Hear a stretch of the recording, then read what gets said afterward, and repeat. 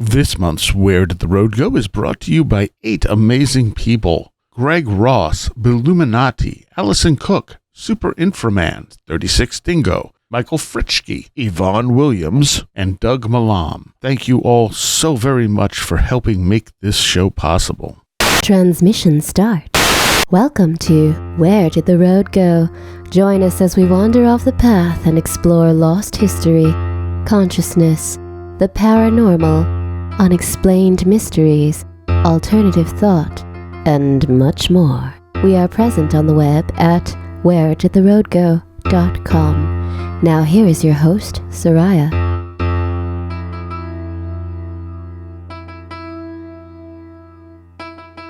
Welcome to this edition of Where Did the Road Go? And now it's time for everyone's favorite annual edition, the UFO History Show. I'm here with Mike Clelland. Hello. And Aaron Gulyas. Hello.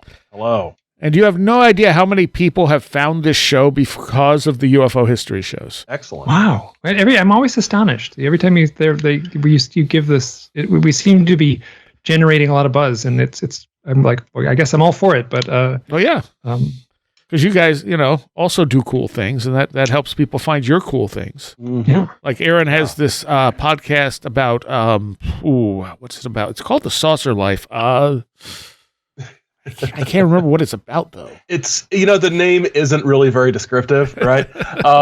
It's about cutlery and dinnerware, and so with a focus on cups and saucers. That's what we're doing these days. And it's incredibly fascinating for some reason. Some of those Wedgwood patterns are outstanding. So.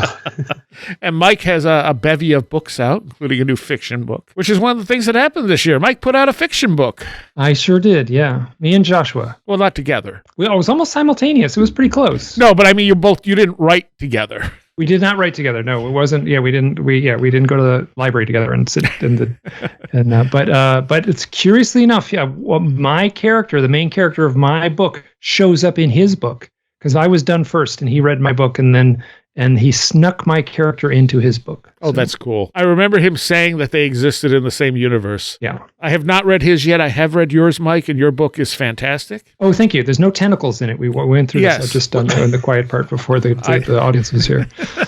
But was that something people were hoping would be in there? One person was. I wrote him when I got the book, and I said, there's lots of tentacles, right? Knowing, obviously, that that's not what he's writing. And Mike took me seriously for a moment. And then when we started tonight, I accused him of promising me Lovecraftian horror, which he did not do, nor has he ever read Lovecraft. I have not.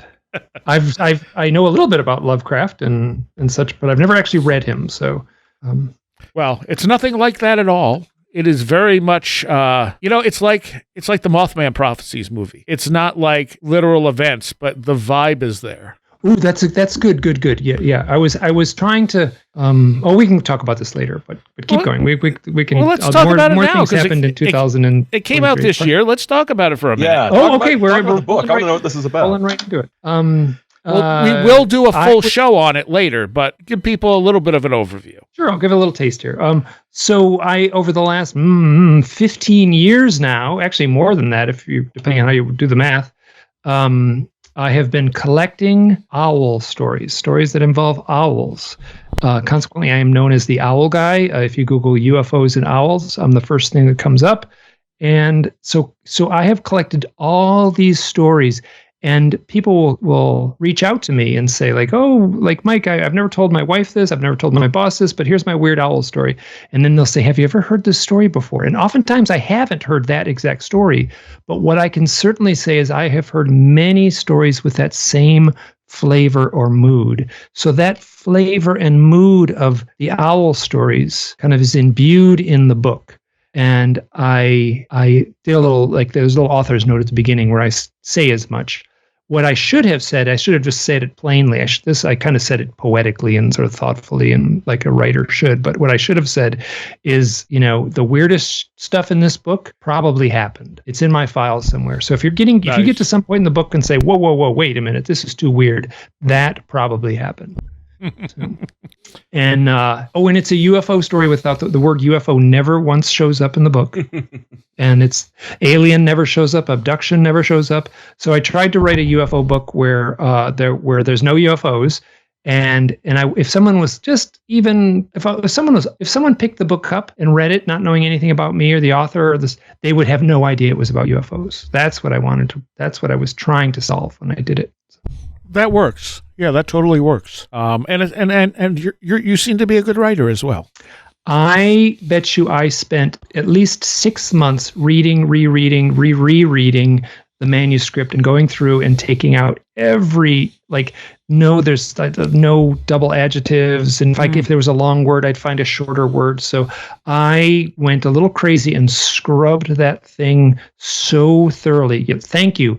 And it's not really my skill as a writer. It's more my weird determination to have the book be. I wanted the book to be really playful and a quick read and kind of zip along. And by all accounts from the people who have read it, they basically say wow, this thing raced right along. It's about 350 pages, and it zips right along. And that was really that was my absolute intention. It is a little bit slow at the beginning, and then it just shifts into gear. I say there's 2 parts of the book. It has a part 1, and then about 1/3 of the way through, it gets to part 2. And that's the question I would ask people. I would say, what about there's a point in the beginning where the main character kind of walks along. He's kind of has this kind of walkabout, spiritual, shamanic quest alone in the desert. Yeah. He goes through a lot of inner dialogue and asks questions about his youth and lost friends and things like that. So he's a little bit of navel gazing. So it's just you're just stuck in his head for the first third of the book. And I would ask people when the book first went out. That was the very first question I would ask. It's what about the time in the desert? How'd that work for you? Because I was super worried it was going to be too boring. Right. And that was one place where I really sucked stuff out of there. And everyone said the same thing. And you even said it too. I said, did that work? Was it too much in the desert? And then people would say, almost. They would say, oh, it held my attention, but it was just, and that's what I wanted. I wanted and then Joshua actually gave me some good advice for that, where the character, and the character's name is John, he gets somewhere. So if you're reading the first book, if you don't know what it's about, and this guy's walking along alone in the desert, just be assured he gets somewhere. Yeah, the whole book isn't just that. Yeah, he's going to get somewhere. Yeah, that was everyone's worry. They were especially the Kindle versions where you can't really figure out what page you're on. So, so how much of that character is based on you? Obviously, the character's an artist. 100%. Yeah, there's stuff that comes out of his. He has all his hair, which there's a point when he talks about his hair, and he's like, oh my God, my hair was all messy after coming out of the desert. So yeah, he has all his hair. But besides that, he's me. All right. Okay. All right. There's some stuff where he talks about stuff he did as a little kid in drawing, and it's me. Wow, is it me? Nice. I kind of figured.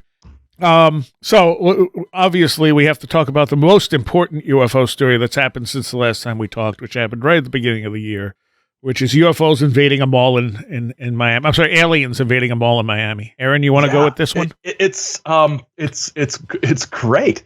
There was the rumors of shadow aliens. So sort of shadow people, but also aliens. There was video. There were pictures of these sort of supposedly tall, dark, shadowy creatures walking around.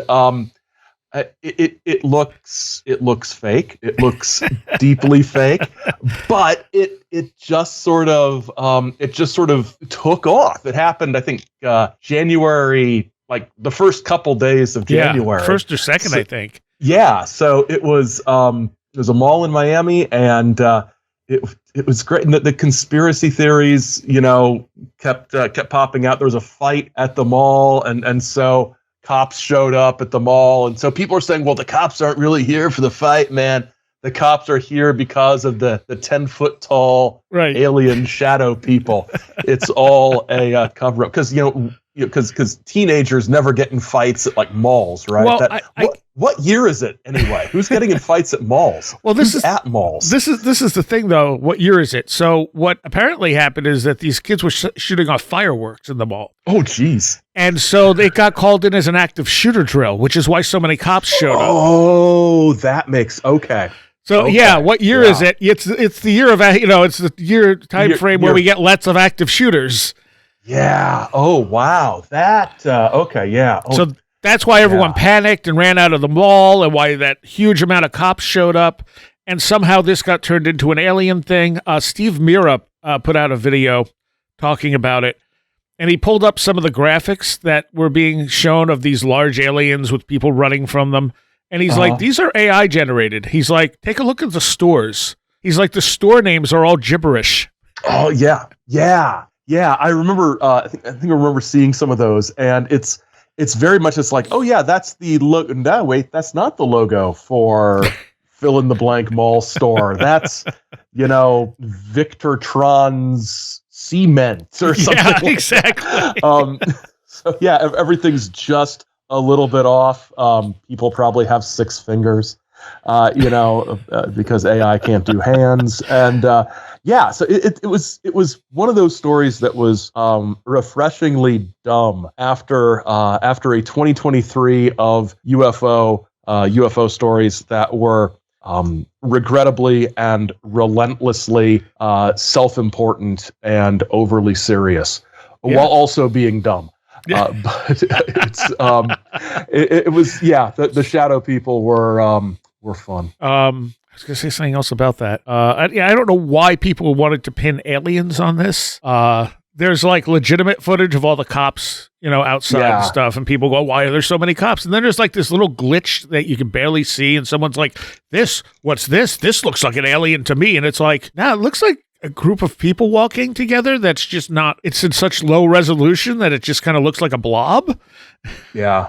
I'm seeing a tweet has like the footage of all the police cars and says, "I don't know if the rumors about the aliens at the Miami Mall are real, but I do know I've never seen this many police in one place." Well, there you see a bunch of cops. It must be aliens, right? Right. That's the first thing you jump to.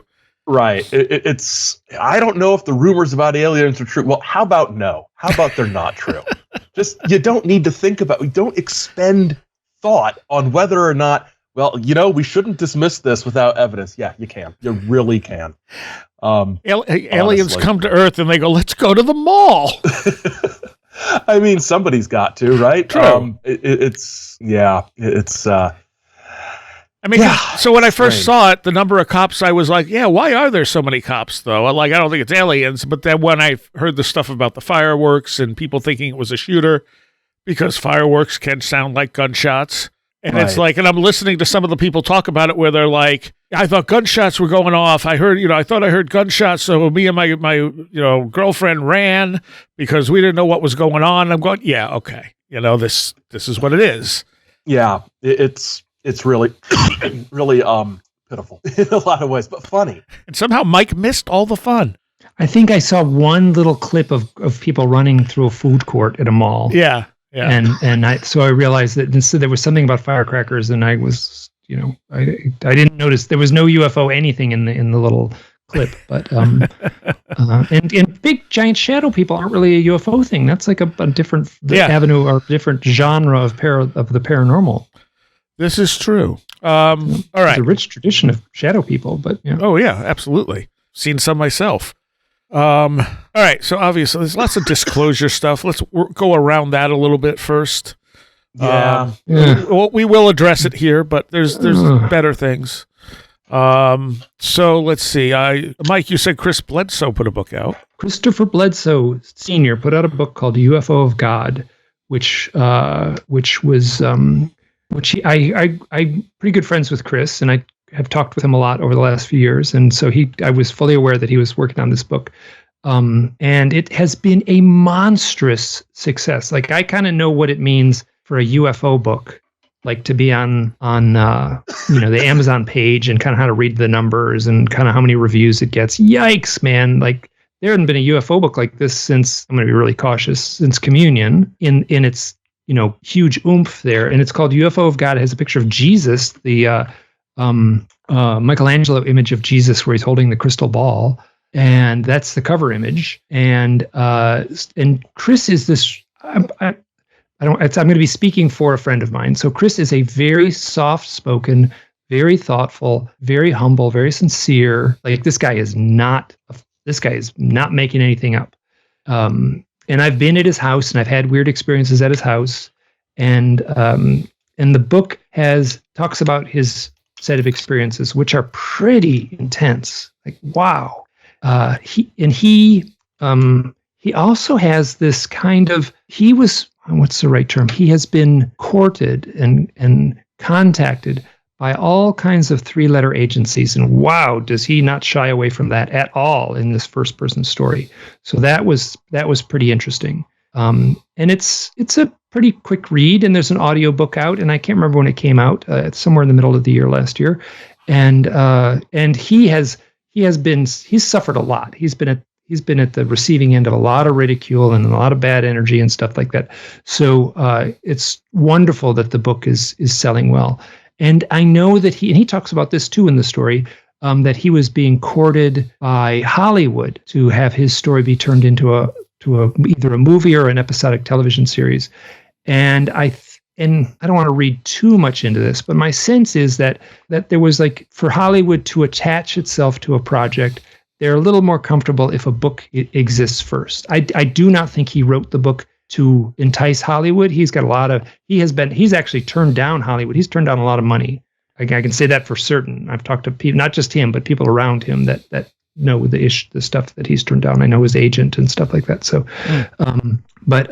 so I think he just wanted the story out there complete from his own voice in case it ever did get kind of co-opted by Hollywood, where there certainly would be some creative decisions made that changed the story around. So, can you, in a nutshell, explain to people what's happened to him? I think it was 2007. He had a set of events along the Cape Fear River. He lives in North Carolina, so this is just outside of Fayetteville. And he had, his family grew up there. I knew his father has since passed away. I met his mother and father.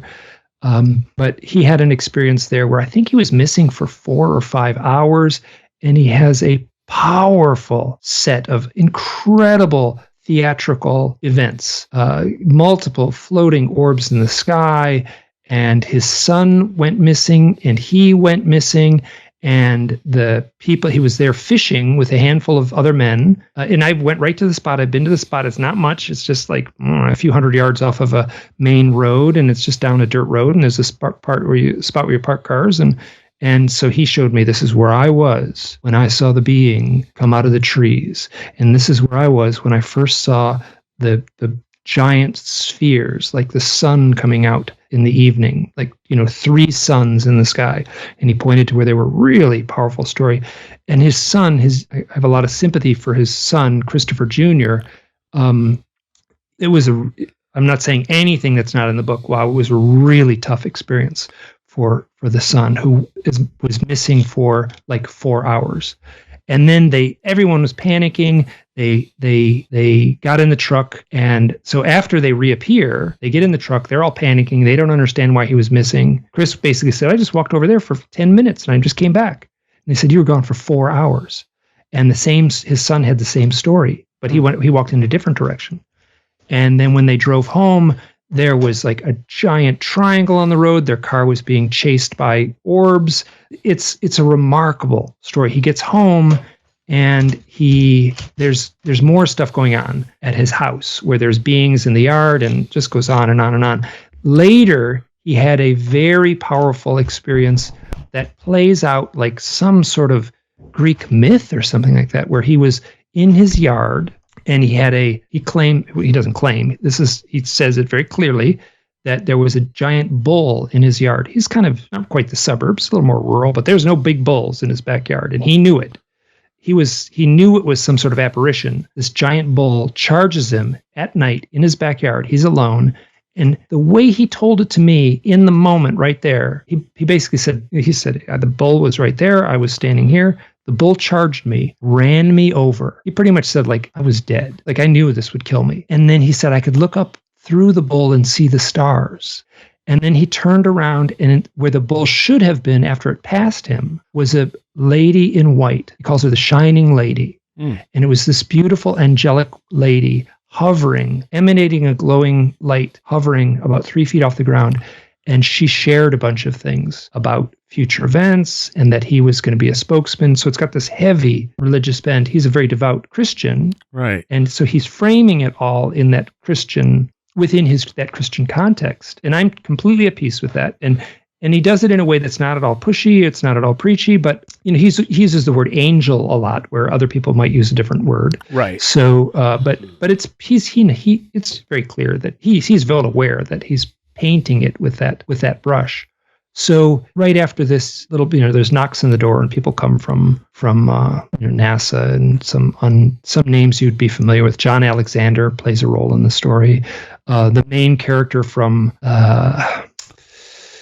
Diana Pasulka's book, American Cosmic, who has a pseudonym, Tyler, knocks on the door. So it's a pretty powerful story. So, okay. And go ahead. Oh, I was going to say the woman in white also figures, as Josh and Tim have found out, a lot in Bigfoot encounters. Yep. Yeah. And I have heard it very rarely in UFO encounters. You know what? Here's something that's so Chris, there's about 5 people that I know that have had have they had some owl experiences. I qualify as one of them.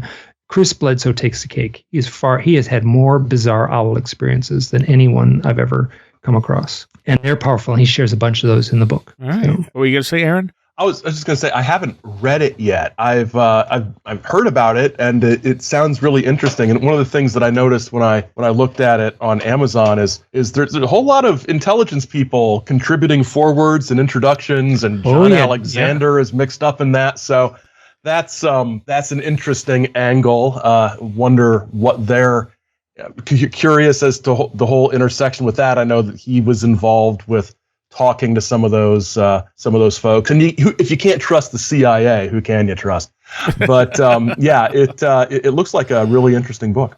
So Jim Semivan, his name is right at the top of the book. He's got his blurb is on the cover, and Jim Semivan was part of the To the Stars Academy thing. Okay, and so Chris contacted me. Well, we used to talk on the phone a lot. We talk on the phone occasionally now, but there was a time when we talked a lot with each other, and I'd been to his house and I'd seen little glowing orbs in his yard, and wow, I can't talk about it. It's so personal, but wow, I had like synchronicity isn't even the right word for it. Just a powerful event took place when I was with Chris. But I'm just tracing back. Oh, he talks exactly like Matthew McConaughey. I was so disappointed that Matthew McConaughey didn't read the audiobook, because they got the same voice. They had this really slow, southern, sweet, gentle voice. So but he contacted me and he said, I don't think I'm saying anything out of sorts here, but this would have been before the New York Times article came out. And he said, Mike, something's going to happen here real soon. I can't tell you what it is, but something's going to happen here. So he implied that the people he's in contact with, the 3-letter agency characters, knew a little bit more. They kind of knew that something was going to come out in the New York Times.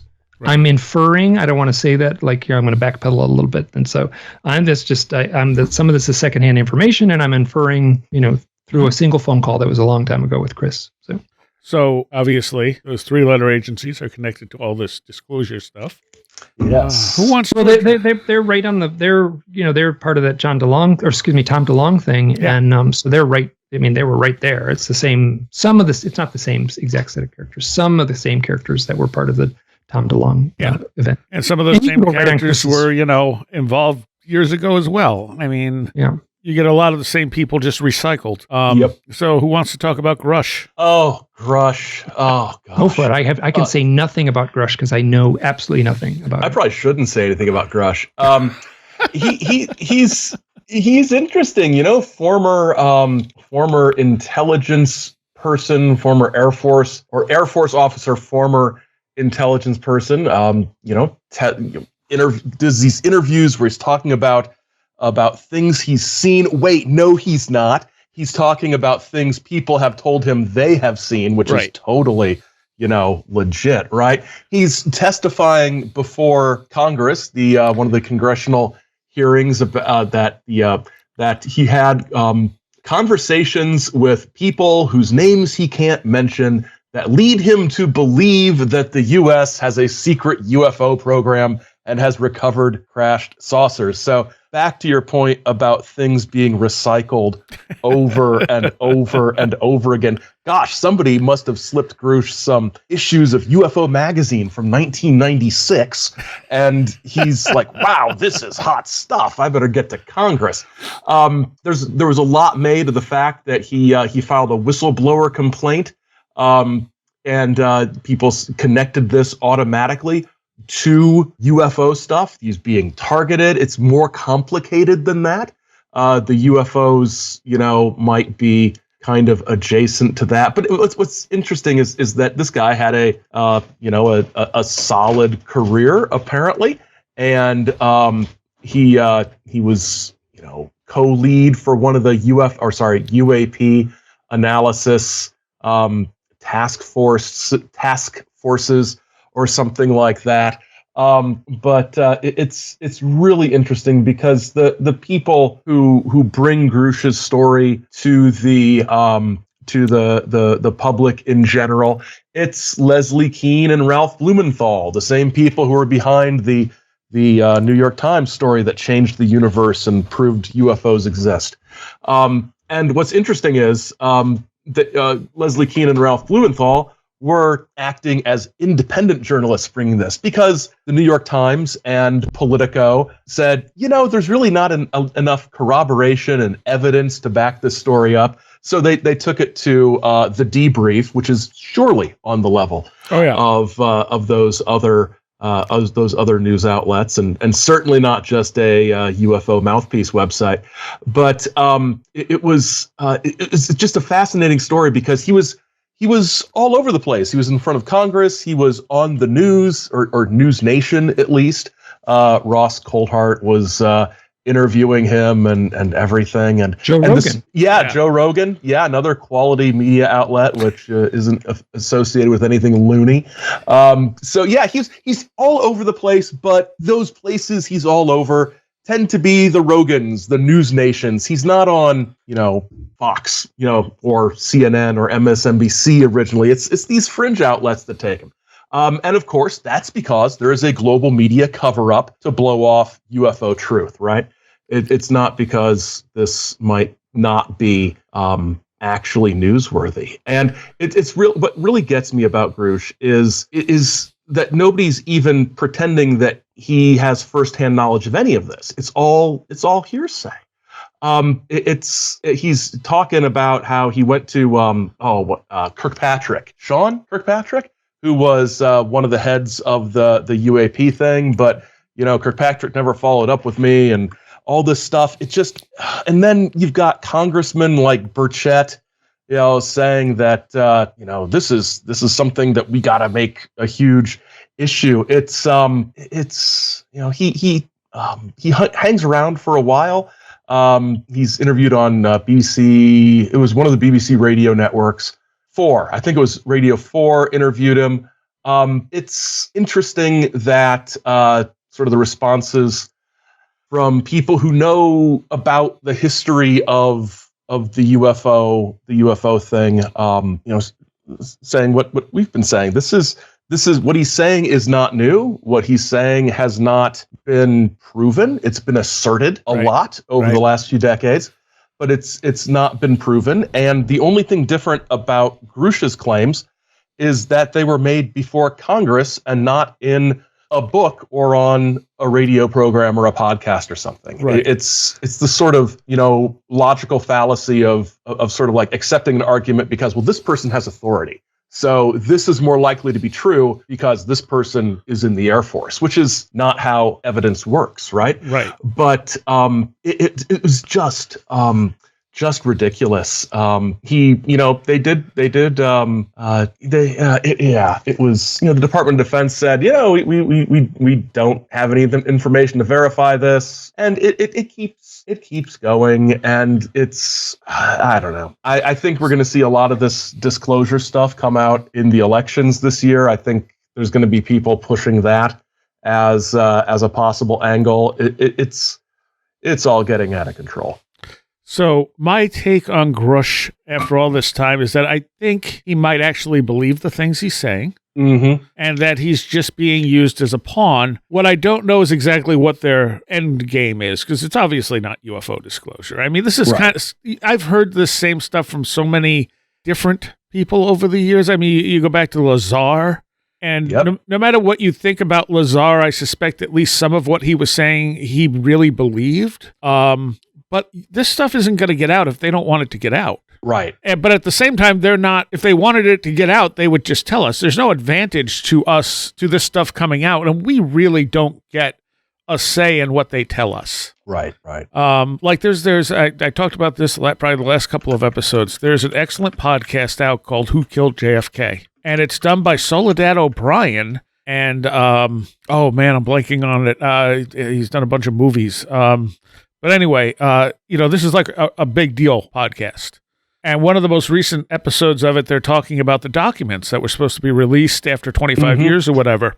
Yeah. And how, like, Trump basically said, well, let the CIA decide what gets released, or maybe Biden said that. One of those two pushed it back. I think Trump pushed it back, and then Biden said, well, we'll give CIA the control of what gets released.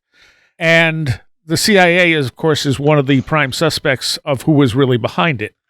So they don't want that information out. So all this the documentation that was supposed to be released is now not probably ever going to see the light of day, because it would probably implicate the CIA.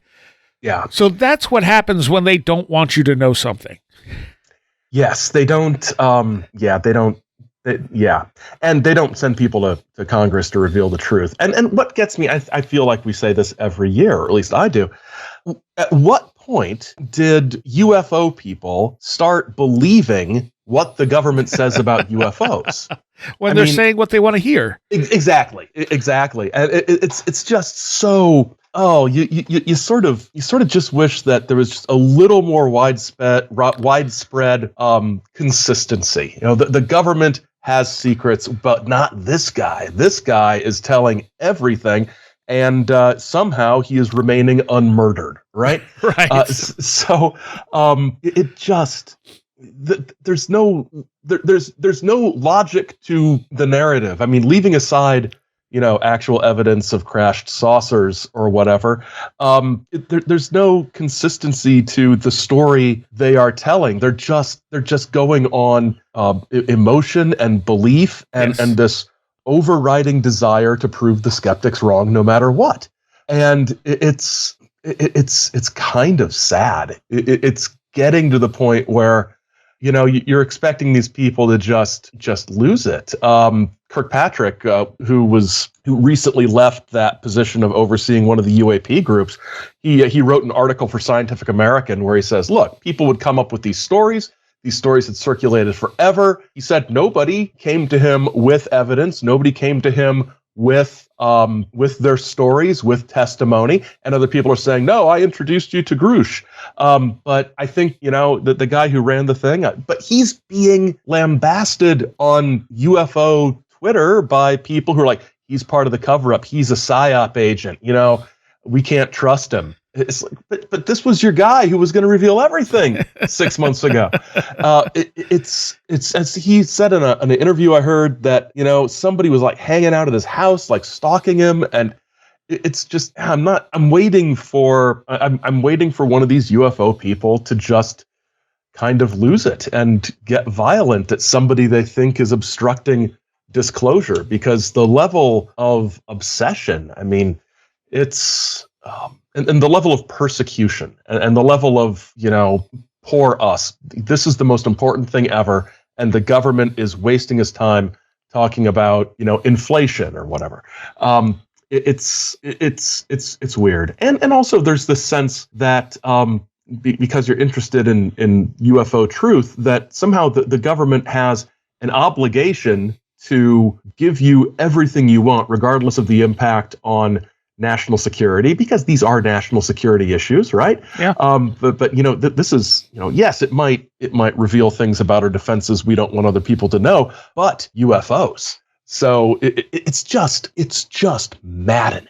And I keep paying attention. I'm not as much as I used to to the modern everyday UFO stuff. It's just so frustrating. But I keep poking my head in once in a while to see what the latest news is, and there was absolutely no snark in anything you said. No, not at all. This is pure, snark is justified. It is. This is. Oh gosh, it's just awful. Well, it's history repeating itself at a faster pace because of social networking. I think it is. I think there's a churn to the information. I think it keeps rolling, and people are presented with an algorithmically curated list of things in front of them, and if they click on one thing, then more things pop up, and you're just inundated with these things, and the stories can circulate because more people, different people, are getting exposed to these things with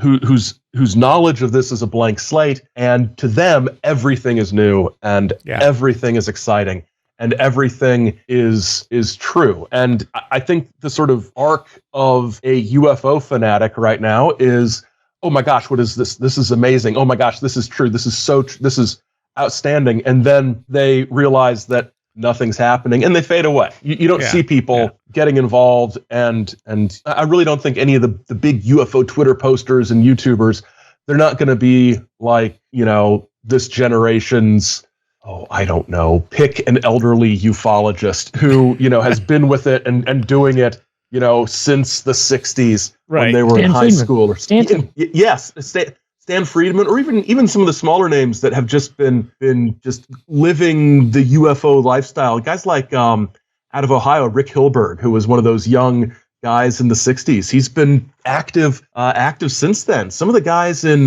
some of the state MUFON organizations, this has been their life. The UFO stuff is their life, and I don't see the I don't know.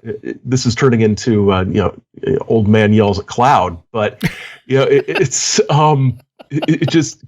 kids these days don't want to live the UFO life. But it does seem like very driven by the algorithm, driven by clickbait headlines, and maybe a depth of knowledge of what's happened in the last year, and a very shallow amount of knowledge over what's happened the last 70 years, which is where they sort of get into these pitfalls of not realizing that not only are these stories being recirculated, they're being recirculated by the same people. Heck, Richard Doty is out there running his mouth. Why? Why do people listen to Richard Doty? Well, this guy seems to know a lot. Because most people do not think logically, they think emotionally. Yeah. And he's saying stuff they want to hear. Yeah. And oh gosh, kids, read a book. And not just kids, elderly people who are like this. It's an attitude I associate with young people, but it affects all ages. Yes. Yeah. So there was one episode of this show, it was a couple of years ago now, where we had dismissed disclosure and then went on. I don't think it was a UFO history show. I don't remember which show it was, but we had talked briefly about some new disclosure thing and kind of dismissed it. And then we went on to talk about other more high strangeness type of stuff, And I got two comments on that show that were like opposite each other. One said, I don't like this show anymore because you keep disenchanting the world for me. And the other one was like, in complete separate from that first comment, someone else said, I love this show because you've re-enchanted my universe and the way I look at things. And I went, how did I get such diverse comments on the same show? And then I'm going, okay, I'll bet you anything that first person is being disenchanted by us, pooping all over the disclosure movement. Yep. They want to believe it. We're making fun of it. We're throwing it out because we've seen all this stuff before. And that's disenchanting to them. Whereas the other person was probably, more into the rest of the show and saying, oh, look, there's all these different ways to look at this stuff. It's really interesting. Whereas the person with disclosure, that's all he wants to hear is the disclosure stuff. And we're saying, no, this is not going to go anywhere. And we were right. It hasn't gone anywhere. I mean, nothing really, if you look at from the time To the Stars started to now, maybe the only thing you really see different is that mainstream media doesn't quite joke around as much. about the UFO issue. They take it a touch more seriously, but not that much. Yeah, it's. I think they do take it a little more seriously. It isn't. It isn't used as the punchline and lighthearted story at the end of the newscast, which is usually where it used to be. And lastly, tonight, an out of this world story from Peoria. Something like that. But I think the other thing that's changed, one thing that's changed is that with the congressional hearings, with members of Congress going on the record talking about the need to look into this, I see this getting connected to the actual political process a little more. I've seen some tweets from people about, they've got a big, they got their signs and they're picketing to primary this one guy who doesn't support the UFO hearings. So I think we're going to get, is your congressman a disclosure congressman?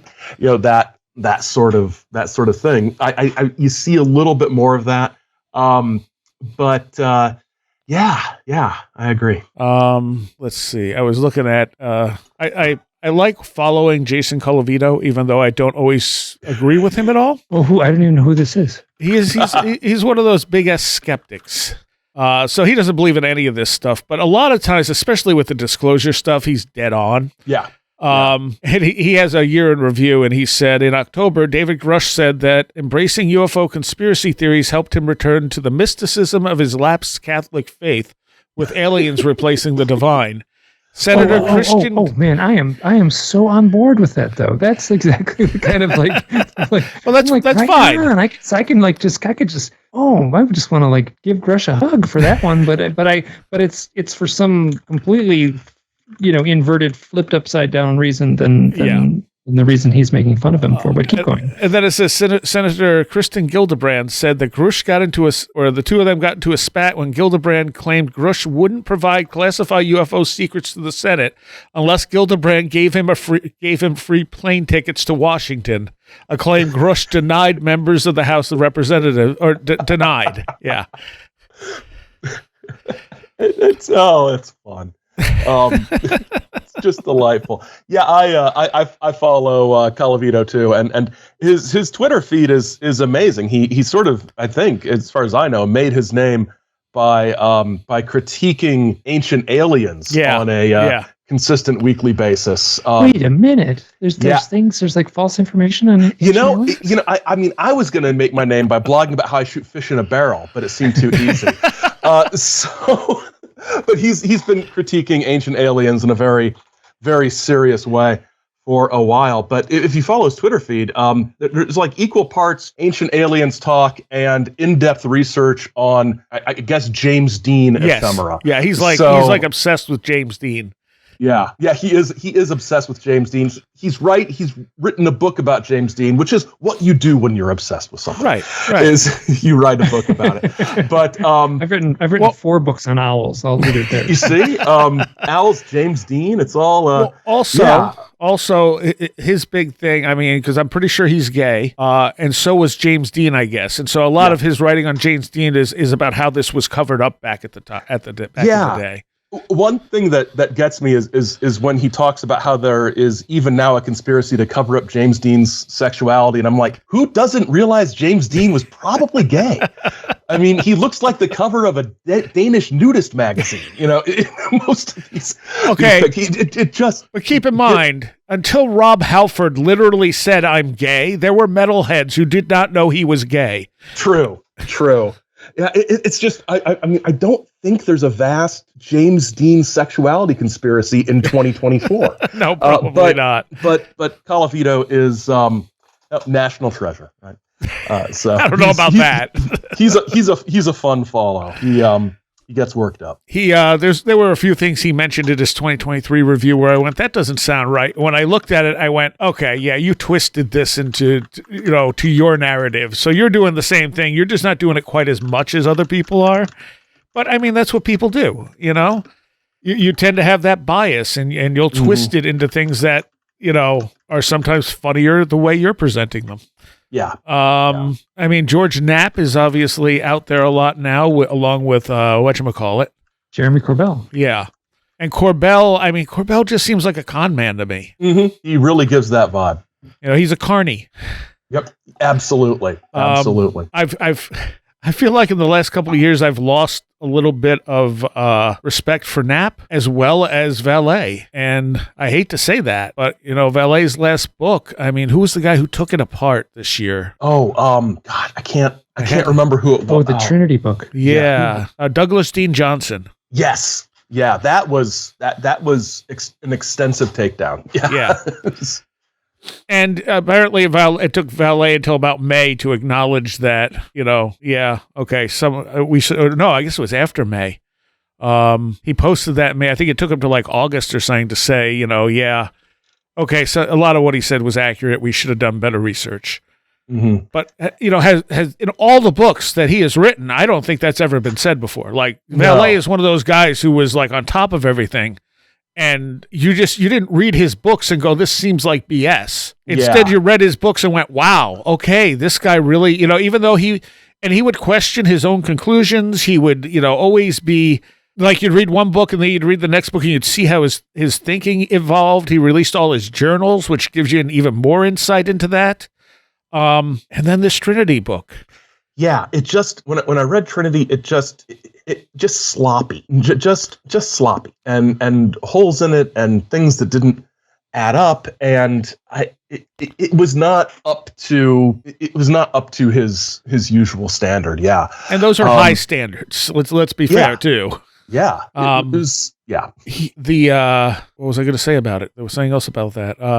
Yep. Never mind. Lost it. They do go to the owl bar on the very first page of the Trinity book. That's as far as I get into it. I actually haven't read it. I know they published 2 different versions of it. I do hope it's not Vallee's last book. Yeah. I hope that he does something else that is. I know what I was going to say. So part of the explanation I've heard is that they wanted Congress to look at records older than whatever they were looking at, like 1947 or something like that, and that they rushed this book out hoping that this would cause Congress to look at earlier records. And that is exactly what happened. Okay, yeah. So they moved the date back to, here it is, 1945. No, 1945. That is not it. I don't know what it was. Like, whenever this Trinity thing happened, which would have been like 38 or something. Yeah, something like that. Yeah. So Congress did, because of this book, move their inquiries back to 1938. And I think that was part of Vallee's justification of why this book was rushed to print and why there might be so many holes in it. So maybe there was an ulterior motive here, that it wasn't so much that Vallee really believed in this story so much as he wanted Congress to expand their search and maybe release some stuff that might be useful from the past. Yeah, and I that would be great. Actually, that would be really interesting to get stuff from even a decade earlier than we usually think of as the dawn of the flying saucer age. So, I mean, it's a good outcome in that sense. But I'm kind of sad that I also hope it is not his last book. That would. Yeah, but at least he has a dozen books out there at least. He's not hurting. He's not hurting for high quality output he can point to. Yeah, his career is solidified as one of the most important ufologists ever, no matter the Trinity book one way or the other. Yeah, the Trinity book will be probably won't even really be mentioned. Yeah. So, Mike, it was one of the things you brought up. Robbie Graham died this year or last year. Robbie Graham died, and this year, last year in February of last year, yeah. And I was pretty close with Robbie. I spent time with him, a lot of time with him in England, and got to drive around with him, and so that, and he and I used to talk a lot. So, I'm going to be not saying anything that's not. I have had a big, long issue with clinical depression in my life. We've talked about this on your show plenty. Yeah. And Robbie did also. And I've talked to him at points during his struggles with that. So Robbie did a wonderful book called Silver Screen Saucers, which I would recommend to anyone. It's a very readable and academic study of the UFO lore in Hollywood, and how it shows up in movies and in TV shows and such like that. So that was a very well researched, very entertaining book, and I would recommend that highly. He also was editor of another book called Reshaping the debate, reframing the debate. Reframing the debate. Reframing the debate. Yeah. And were you in that, Aaron, in that book? No. Okay. A bunch of folks we would recognize. Yep. Would be Red Pill's in there. Josh is in there. I'm in there. Yep. There's a lot of names you would recognize. Yeah. Ryan Sprague is in there, and he took that very seriously. I remember having long conversations with him because I wrote a chapter for that, and he was actually a great editor for me in that one, and he was funny, and so yeah, that hit me really hard. And when the news emerged, so. Did you ever interview him for the Silver Screen Saucers book? I did not. I've never read the Silver Screen Saucers book. Oh, it's a pretty good one. You can pick it up and read it in the middle. I mean, it's not like you can get where he's going. You can just open it up and skim through the index and find stuff that But he was really good at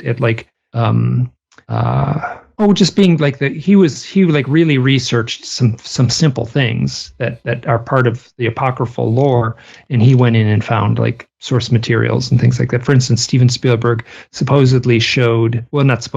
Steven Spielberg went to the White House, showed the movie E.T. Reagan was president, someone who worked in Hollywood, and then at the end of the movie, Reagan kind of said, there are only a few people in this world who actually know how true this story is, and they're in this room, and implying that the secret keepers in Washington were in the theater in the basement of the White House and had watched the movie with everyone else in the room, and he told that in a way that's one of those things that really lights the fire of the conspiracists. Is that a word? I think it is. Yeah, close enough to a word. Yeah, and he basically said it's a nice story, but that's the kind of folksy charm that Reagan had, and not to read too much into it. Reagan had only been in office for like a year and a half at that point or less. I think it was in the first year or so of his being president. So, So that's one little anecdote that shows up in the story. But there's some great stuff. There's a movie called Hangar 17. He writes a lot about that. Oh yeah. Yeah. So didn't they do a Mystery Science Theater on that one? Oh, deservedly so if they did. But I think it was in the very first season when they were actually still on cable access. So that lost season. Yeah. Also, you pointed out that Ken Thomas died this year, Aaron. Yeah. Ken Thomas was ran Steam Shovel Press, wrote numerous books, more conspiratorial than strictly UFO stuff. But his book about the Maury Island incident, I think it's called Maury Island UFO, and then there was a second sort of version of it that came out later called JFK and UFO, which sort of delves into the deep background of people like Fred Krisman, who was part of the whole Maury Island affair back in the day, but then was also sort of on the fringes of the Richard Shaver scene, writing in with stories about how he was he discovered the world of the Diro while in the South Pacific during World War II. And then later was rumored to be on the grassy knoll in Dallas. So the connections between the people in the Maury Island and JFK, it's been way too long since I've read it, but it is a really good book. And any interactions I ever had over email or social media with Ken, just a really nice guy. Steam Shovel Press was one of those books or one of those magazines that you'd flip through an issue. I'd find that old issues on eBay or whatever. You'd flip through it, and you just within the first 10 pages, there's like 8 conspiracy like ideas or deep political ideas that you'd never even been exposed to, and you're like, wow, this is major stuff. But yeah, it's a loss because he was one of those guys who back in the 90s, especially in early 2000s, was writing some really interesting stuff that, when I was in college, got me hooked on a lot of this conspiracy stuff. His book about the Gemstone file and the JFK stuff and LSD experimentation and things like that. Really interesting guy, really prolific conspiratorial or parapolitics writer. Yeah, I'm not sure. I'm not sure who else died this year, but Ken Thomas. Yeah. And I mentioned earlier that Who Shot JFK podcast. It's on iHeartRadio, and it's Soledad O'Brien and Rob Reiner. Oh, wow. Yeah. I actually looked that up. Yeah. Meathead. Yeah. Is So it's, but having those two names attached to it gives it a little more validity. And they, unlike if the level of UFO disclosure was like this podcast, it could be taken very seriously. That's what we're not getting from the UFO disclosure movement. They have facts, they have documents, they have, detailed data that, you can actually find and verify rather than, well, someone said. Right. It's a very different thing. I just subscribed to that podcast. It sounds incredible. It is. This is completely sort of a tangent, but you mentioned Rob Reiner and Mike said, "Oh, Meathead." It's like, boy, there's a sort of, even within Gen X, there is a division between people for whom Rob Reiner is Meathead and people like me for whom Rob Reiner is, the director, Few Good Men and that. Yeah. So it's like, how do you remember Rob Reiner? All right, let's take a quick break. We'll be right back. Quick mid-show break and a recommendation. You can contact us at wheredidtheroadgo.com. Everything is there. Every social media account, everything is linked. So, that's the place to go, wheredidtheroadgo.com. And if you want to become a patron, you'll get extra stuff almost every week, sometimes almost full-length extras. You'll get a show a week early and bonus stuff here and there as well. If you like heavy music, particularly metal, although it's not all metal, I do a show called The Last Exit for the Lost that you can find at thelastexit.org. It's more underground stuff. It's not stuff you're going to hear everywhere else. All right, as for a recommendation, I don't think I've recommended this one before. I'm kind of surprised. Janus Descending. So that's Janus Descending. And the first part of it, there's two parts, but the first part of it is out of order. So you kind of get pieces of the story as they go. So you're not listening to it in chronological order. It's a sci-fi horror Lovecraftian sort of podcast, and it's put together beautifully. It was just a fabulous story. And then if I remember right, there's a second part called Descendants that is kind of the aftermath of all that. But well worth checking out if you're into any of those things, sci-fi horror or Lovecraftian horror particularly, because it's really, really well done. All right, that's my recommendation for you for this week. Now back to UFO history.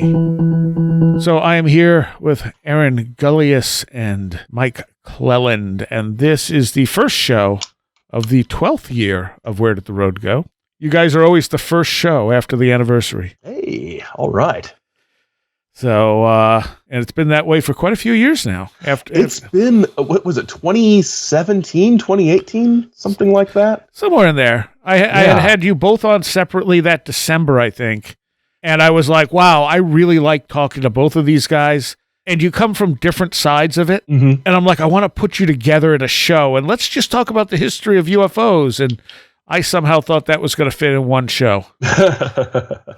We had a count for it like 10 shows ago, and it baffled me then that we did this many. So. Yeah, I tried to put it all together in one show, and YouTube limits length. I forget what it is, like 20 hours or 10 hours. Maybe it's 10 hours, and I had to split it into multiple parts because it was too long. Wow.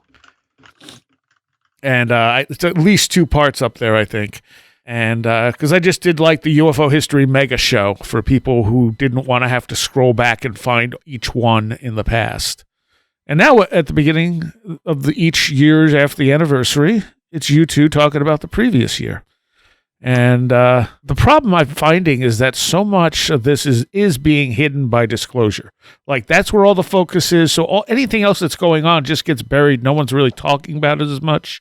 Yeah. There was a Twitter post I saw where someone said the government has admitted that that we have UFOs or something like that, and nobody's talking about it. And I'm like, however they quoted it, it was a specific quote, and I'm like, what are they talking about? And then I Googled it, and it was just the guys who saw the TikTok saying, yeah, we don't have technology like that. Okay. And now you've turned this into a headline of the government admits that we have UFOs or that UFOs are real and that what? And some of that also is just the clickbait type of nonsense that we get today with everything. Yep. So there's also that factor being put into it. UFOs are real. Really? Yeah. Yeah, exactly. Yeah. That's all I can say is. Mike? Yeah, and I can say that. So in this age of disclosure, if you have written 4 books about like the esoteric qualities of owls and their relationship to UFOs and spiritual events, let me tell you, like you are not part of that. You're not like my phone's not ringing. Let me put it that way. So no, calling me to ask me, but to come be on CNN or Joe Rogan or something. So. But your books are connecting with people in a very real way. Yes, I'm not saying. I'm saying yes. From the grassroots up, I've got my life is rich and full. And from the mainstream down, I'm invisible essentially. Yeah. Right. Oh, I did get footnoted in that book, UFOs at the Pentagon. I'll say that. So, really? Yeah. There's a little point in there where they were talking about the hitchhikers. This is the UFOs at the Pentagon. I think it's Colm Kelleher, and George Knapp, and then there's one other author credited on the cover. I can't remember who it is right now. But there's a scene where there was a woman who had CIA credentials.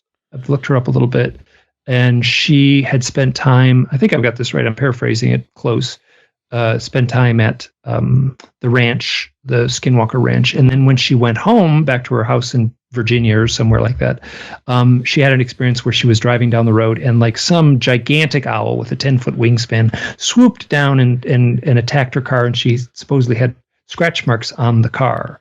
And that's referred to as part of like the hitchhiker effect, where you interact with this paranormal doorway or hub, and then it follows you home. It essentially hitchhikes home with you. So lots of stories about people having issues with their electronics once they get back from Skinwalker Ranch, and then one big owl story. But they did, my name's right in there, so I'm not being totally ignored. Actually, George Knapp I've interviewed I think 3 times on Coast to Coast. Each time it was with the George, which I should be careful. I don't want to be mean to the George from Michigan. George Noria was born in Detroit, as was I.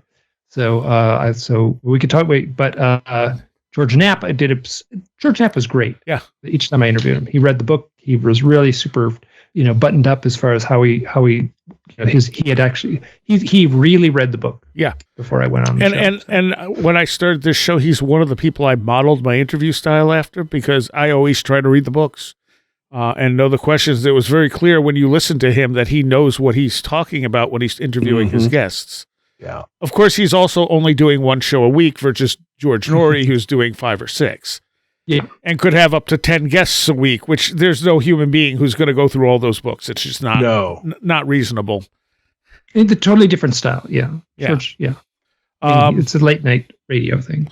So, Mike, you said Robin Lassiter's book came out. I'm not familiar with them offhand. Robin Lassiter is a woman. She lives in Colorado.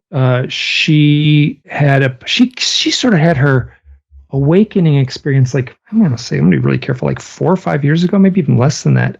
And she felt compelled to write this book. She wrote a really good book and called Earth, a Love Story. And it was originally a podcast. She wrote it as a book, and she did it as a multi-part podcast. I think it's like an 11-chapter book or 12-chapter book. And I think she did it in 12 or 16 podcasts. So you can listen to the whole audiobook. It's online. A little bit of work to kind of click through the thing. She's right on, Apple Podcasts and everything like that. Earth, a Love Story. And her accounts, she's got a really poetic way of writing. So this is funny. One of the things I've been doing in the last few years is I've been doing layouts for books. And they're kind of my friends in UFO books. So people like Josh and Robin Lassiter. So I did her book, and it's a really interesting read. It's not a long book. It reads like, I'm really cautious to say, it reads like a poetry book or something, really thoughtfully written. It's not written for the nuts and bolts crowd at all. And so she's got a great, she's doing a podcast now, like everyone in the whole world is doing, it seems. And her book is great. And it's got a really rich and thoughtful and lots of self-examination of herself. It really feels like it's a memoir, like it's a deep memoir, let me put it that way, about trying to come to terms with this mystery in her life. And I don't think she uses the word UFO in it and stuff like that, but that's such a small part of the overall book. And honestly, she has such a wonderful way of reading her own work that listening to the multi-part podcast Earth a Love Story, where she reads the chapters of the book, is amazing. Oh, okay. And then when she did publish the book, this is going to lead into another thing here. Suzanne Chancellor was her editor for that book. So they got to be buddies. I introduced the two of them. They got to be buddies, and the book is if the book is not intensely different, but there's some sentences have been cleaned up a little bit for the print book. Gotcha. Versus the thing you would listen to on the where she reads aloud from the podcast. So okay, all right. I had Suzanne on twice in the last year. I know, that was on my list here. Events of 2023 was Suzanne Chancellor on Where Did the Road Go? Yeah, I think she just wrote me and mentioned that she was a friend of yours and she had experiences and wanted to come on and talk about them. And that one of my other first-time guests this year, Leo, who had some weird experiences on an island up by Niagara Falls, if I'm remembering right, which he initially took to be more Bigfoot-related. But as he started talking, I'm like, this is weirder than a normal Bigfoot thing. Like, there's something else going on here. But then the two of them, along with one of my other previous guests, did a roundtable where we discussed all this stuff, and that went really well and in very interesting directions. And she had a podcast for a while. That's all on there. And she interviewed what's his name? Ian Anderson from Yes. So really? Oh. Who kind of hinted that he had UFO experiences, and he kind of danced around it, but you don't have to read. You can read between the lines pretty easily on that one. So, and then here's a funny story. So when I was originally my book, the Unseen, was going to be a comic book. I was going to do it initially as a comic book, and I did all these sketches, and this was back around 2010. And I think I met Suzanne in 2011. And Suzanne and I are the same age. And did she tell, when you did the show with her, did she tell you how she met her husband, Jack? I don't know. Oh, wow. Wow. You want a weird story. I think so, but I don't remember it. Yeah. So I met her. I hadn't met her in person, but we met and talked on the phone a lot before she met her husband, Jack. And it's a powerful story. And I was working on the Unseen. So I was drawing this fictional character, and I kind of knew just what I wanted the main character, John. Remember I said he had all his hair. So I drew this character. He had kind of this kind of short hair and this kind of and I really had this thing where I was like, his profile. I just know just how I want him to look. I want his profile. I want his nose to be just like kind of like there's kind of a term, a Roman nose, which is, so I had this kind of nose drawn and this character drawn and this kind of expression drawn, and we had his beard and how tall he was and everything like that. And I did a handful of drawings of those. And then she met Jack, and she put pictures up. And I am not kidding. Like, I drew Jack. Wow. And Jack, I'm not saying anything that and they both haven't talked about a lot publicly. Jack has had contact experiences. Suzanne has had contact experiences. They met in what certainly feels like an orchestrated way. Oh, that's right. Yes. Yeah, she did talk about this. Very much an orchestrated meeting. And then I was sort of swimming in my own that was actually kind of when I was crazy. Those years where I was like around 2010, I was like, holy crap, my world is coming in but my world is unfurling around me. And that's when I drew the images of what are clearly, and I mean, it's pretty darn close to how Jack looks. And this was a fictional character in my mind that was essentially me. But so Jack could have played me in the movie, but 10 years have gone by and we're all a little too old for that now. So the main character is a little younger. The story takes place in 2009, which wasn't too long after 2010 when she met Jack. Interesting. That's really interesting. Wow. Let's see. There was so who wants to take the NASA UAP thing? I'll take those groans as Aaron has some snarky comments to make. What is the NASA UAP thing? I don't even know what it is. Not snarky. It's more that, I mean, it's good. I mean, NASA does a report that says there are strange things. They're not extraterrestrial. It isn't, Condon level dismissive, but they established an office to look at these things. And This is how UAPs should be studied, by scientists trying to determine what they are. Right. Now, does that technique work for people having strange experiences on an individual basis? No, NASA is not going to take that up. But strange things in the sky, look, the only people who are upset about this sort of thing are people who think every time the answer isn't alien spaceships that it's a cover-up. Right. Right. So I think it's neat, but I think it's neat, and I think it's just you see the sort of dismay from people who thought this was going to be, another breakthrough disclosure moment, and you just sort of wonder, did they really think that was going to happen? Were they really holding out hope that NASA was going to finally reveal what they know and say that Richard Hoagland is right about hyperdimensional physics and the face on Mars and all these secrets are going to come out? No, NASA's going to, they're a bunch of scientists who are going to do science stuff. Yeah. And being shocked by that is confusing to me sometimes. Hoagland, when his early stuff I still find interesting. But at a certain point to Hoagland, everything that we found in the solar system was somehow artificial. Yes. And the depths of the cover-up to stop this and like, well, why? Art Bell would say, but Richard, why would they cover it up to this length? And Art, the Brookings Report. Remember the Brookings Report. Yeah. And I did like a Patreon bonus episode where I was like, okay, let's look at the Brookings Report. Let's see what it says. And it doesn't really say that you must cover things up because people will panic if there are alien ruins on the moon or another planet, which is what Hoagland always sort of said, that Brookings said there would be a panic and you got to cover it up. Brookings doesn't say that. It doesn't use that kind of language at all. Now, newspaper reports about the Brookings Report give that impression. So I kind of think Hoagland's never actually read the Brookings Report. I think he just read a New York Times article about it and sort of expounded from there. But far be it from me to besmirch the man who uncovered the horrific hyperdimensional Old Navy conspiracy back in the day. Wait, what? But he was one of the numbers. I think they had something that was like $18.70, and he was like, or whatever his hyperdimensional number is. It was like in a price on an ad, and he was like Old Navy, and so he was encouraging people to go into Old Navy and ask the employees, certain questions. It's like. Yeah, the high school kid. Wait, Old Navy, like the place where you get like denim shirts? Yeah. Indeed. Yes. Wow. I didn't know what the tentacles. There's the tentacles for you right there. Yeah, I might not be entirely right about like the thing, but it was something. It was like in '99 or something like that. And, wow. And Hoagland he's just.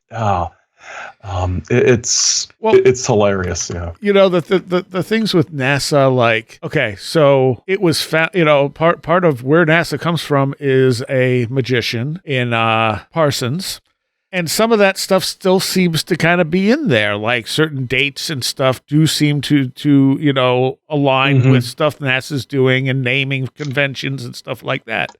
So and a Nazi, they had a Nazi study too. Yeah. So it's possible that yes, a lot of this stuff is done with some esoteric naming and stuff like that because some of these people are into that stuff, And also the fact that NASA went from being fully publicly funded to having private companies sponsor some of their satellites so they didn't have to release anything directly. Yep. Always stuck out to me like, what? Why? Yeah. Yeah. So, yeah, I mean, there's some fishy things every once in a while with NASA, but it doesn't prove a cover-up. It's just, and I would think, if anything, being able to look at the stuff ahead of time makes sure that if they do find something weird, they can break it the way they want to break it or not announce it if they don't want to.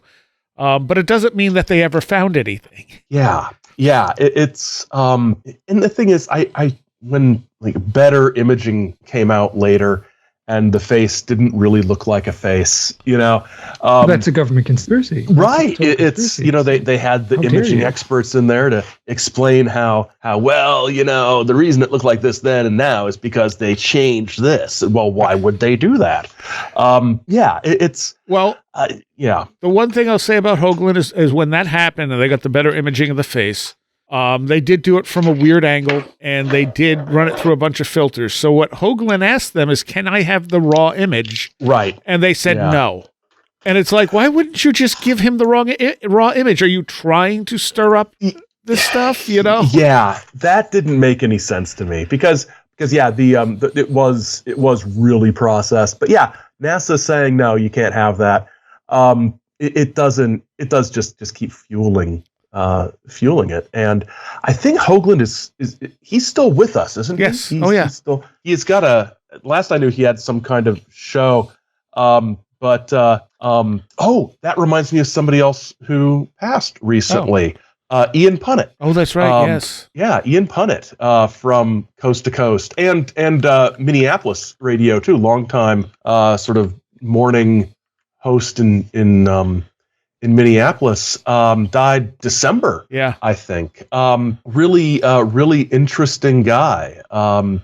Journalist. Then got a divinity degree and also went into broadcasting and I always liked him as a coast to coast host. Yeah, he was funny and charming and smart, like a legit smart guy. But always came across really well, asked good questions. I liked him. That was he wasn't that old, 63. Yeah. Which when you're a kid, that's old, but man, that's not old at all. That's not old enough to die from old age. Right. Yeah. It's too bad. Yeah. It was non-alcohol related liver disease. Okay. Mike, you mentioned that the UFO Tarot came out, which was designed by Red Pill Junkie. Yep. And Josh was involved with that. Greg, who else was? There was at least one other person. Susan Demeter. That's it. I'm just doing this off because I've talked with both of them, like Susan Demeter, and then I can't remember who else. I'm drawing a complete blank on a few of them. We've done a whole show on the deck when it came out when they were doing the Kickstarter. Good. But it's beautiful. It is. His work on that is just fantastic, and I think they were talking about doing the whole deck rather than just the main cards. And have you talked to Miguel about this? Yeah. Okay. There was some mention of them possibly doing all the cards, and Miguel was like, "It might kill me." I was gonna say, like, you better ask Miguel first before you make that decision, because I was like, I attempted to do a tarot deck and I got a little ways into it, and I was like, good God, what am I? Yeah. So you got to be pretty dedicated to do. I don't know what it is, 74 high quality cards. Yeah. But it looks beautiful. I think they still had some left. Because I think they made some extra copies. I'm not sure what's going on. I talked to Greg a little while ago, and he kind of said, "Yeah, we're waiting on something." So, and they did do a book with it as well, if I remember right. I didn't get the book; I only got the deck. All right. Leo Sprinkle has an owl, and that was with his white hat on. So, yep. We have a few minutes left, so here's a big question for both of you. What do you think the real goals, and I'm talking like CIA government level goals, are of this disclosure stuff? Oh, can I? Go ahead. Let me go first because go first because I don't have much to say. My sense is, like, I'm peripherally interested in some of this stuff, not enough to honestly, I cannot on TikTok or whatever. There's like the Facebook, Instagram version of TikTok kind of thing. So, they're like a minute. Yeah. Like little things. I can't make it through a minute. I can't make it through a minute of I can watch cats for minutes. I can watch, kids jump roping and stuff like that. I can't make it through a full minute. So that's where I'm at. But of like Grusch or any of these, reportings and stuff like that, I just my toes curl in my shoes and I just have a full body, like almost allergic reaction to it. So But I would say, I suspect some little pieces are true, right? So to say 10 things, some percentage of those 10 things are going to be true. Right. What it is, I don't have the patience to try to figure out. And at the same time, like it's nothing new. I mean, it was kind of what but I guess Star said, and then. Oh, but I think they want to control the narrative in some way. That would be as simple as it is. And this is coming from direct back and forth conversations I had with Robbie Graham, and he was actually a really good resource on this because he took some of this very seriously and then recognized some of it was a laughable mess and said, but what this little thing in the corner, like this. So my sense is that they want to control the narrative and a little bit of misdirection, right? So the magician on the stage has got something in his hand, some shiny object in his hand, and everyone in the audience is looking at that shiny object and as he waves his hand around, and he's doing something just at the edge of his coat with his other hand. And that's what I want to know. What's going on? What are they directing us away from? Yeah. And so, Aaron?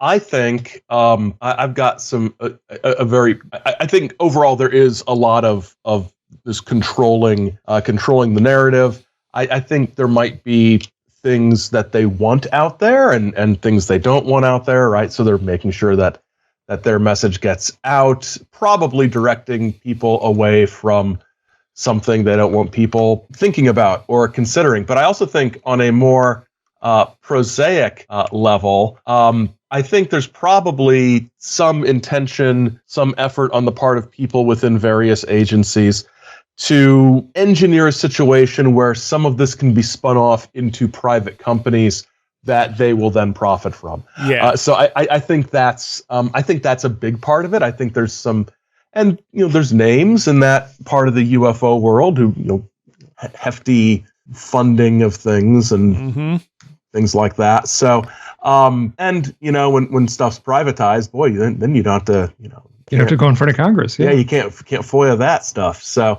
I think there's the overall controlling a narrative, probably controlling individuals, prominent individuals, and using them as witting or unwitting mouthpieces to spread whatever message that they think needs spreading. I think that's the ultimate goal, but I think there is a sort of shorter term sort of profit motive as well. Yeah, I would agree with that as well. It also does a good job of sowing further division, which of course is always useful in politics. Yep. And along with that division, it helps muddy the waters of real UFO research. Because again, when we look back through the last year, it outshouts everything else. Yep. So, for anyone really trying to find out, hey, what's going on here, you look up anything UFO related, and all you get is disclosure stuff. Yeah. So it hides, it just floods the whole internet with it. So that's all you're easily going to find. Yeah, it really does sort of drown out every other aspect of it, more so even than the abduction stuff used to. Yes. This is just so overwhelmingly just fire hose of disclosure. All right, we're going to do a Patreon segment, but where can people find you guys? Aaron? You can find my podcast, The Saucer Life, at saucerlife.com or your favorite podcast application. Okay, what about your books? Books, if you go to saucerlife.com, they're all listed there. Conspiracy culture, UFO culture stuff. Yeah, they're all listed there. All right, Mike? With links for easy purchase. You can just type in UFOs Owls into any search engine. I'll come right up, and my homepage should be right there in the top of the list. My homepage for my website is mikeclelland.com, all one word. And from there, you can get to the books on Amazon. You can get to some art stuff that I've done over the years. You can get to my blog. You can get to a couple of podcasts that I ran, and all of that stuff is archived. All of that stuff is archived on that hub. I like archived. Archived, yeah, that's that anteater, isn't that what they're called? Yeah. So. All right, thank you both. I want to take a moment here to thank all of my Patreons. Without you, this show would not be possible. And I want to give a special shout out to those of you pledging $10 or more. Greg Ross, Illuminati, Chuck Shutters, Leanne Cherry, Matt in Delaware, Allison Cook, Super Inframan, Stephen St. George, 36 Dingo, Tim, Andrew Nichols, Matthew Sproul, Midnight Review presents Christine, a blue second-gen MR2 drifting around a Japanese mountain, Patricia Giaquinta, Alex Whitcomb, American Rambler, Andrew Maines, Andrew Malone, Ann Witowski, Barbara Fisher, Beverly Williamson, Big Boy Limina, Bright Rectangle, Charles Davis, Charles in Florida, Land of the Crazy and Communicable, CJ, Craig Parmenter, Diane B, MTK, Eric Citron, Eric Todd, History and Coffee, J. Otto Bullitt, Jack Huntington, James Lindsay, Jim and Sophie, John Mattingly, John Bracken, Carla Mahoney, Kevin Schreck, Cool Kitty, Kristen L, Laser Printer Jam,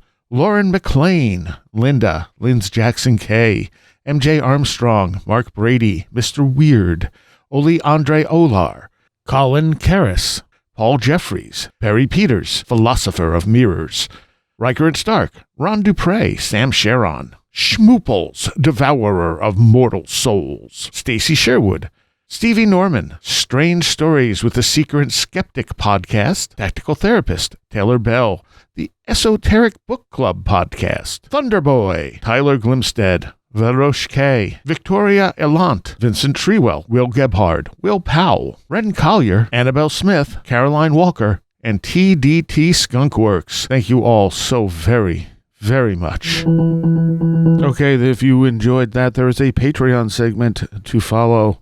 And if you want to become a patron, you can do so at the website, wheredidtheroadgo.com, and click on the Patreon link.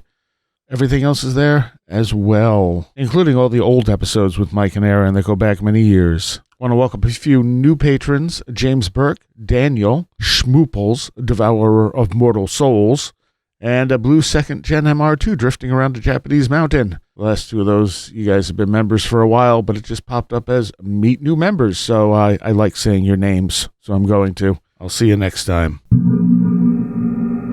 You have been listening to Where Did the Road Go?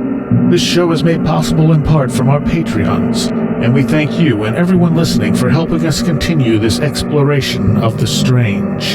You can always find everything Where Did the Road Go related at www.wheredidtheroadgo.com. And thank you so much for your support.